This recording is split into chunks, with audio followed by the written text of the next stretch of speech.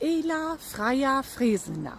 Das ist das, was ich ohne Freiheit, ohne Freedom verstehe.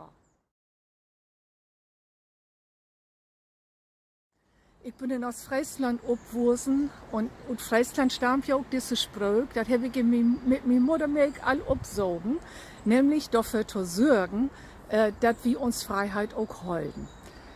Das heißt ja übersetzt, stehe auf, freier Friese.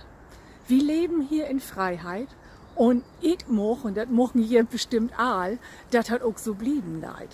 Wir müssen uns dagegen wehren, wenn diese Freiheit von irgendwelchen Idioten eingeschränkt worden sei. Und das gilt nicht für Deutschland, wir will natürlich Freedom haben auf ganze Welt. Aber das gilt bloß mit Löche Trappkes vorwärts, aber jeder kann ein bisschen was verdauen. Und zwar nicht bloß für das große Ganze, sondern sorgt dafür, dass ihr Frühen, dass ihr Nabels, dass die in Frieden leben können.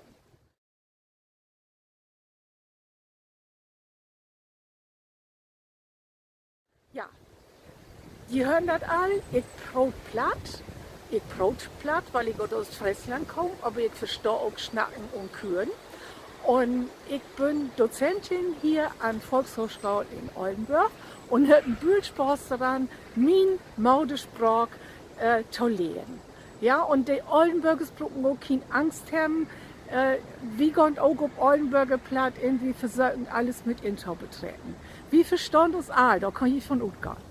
Ja, das gibt einen Schnupperkurs noch während das Platt Art Festival läuft. Und zwar am 23. März um 15 Uhr in Volkshochschule.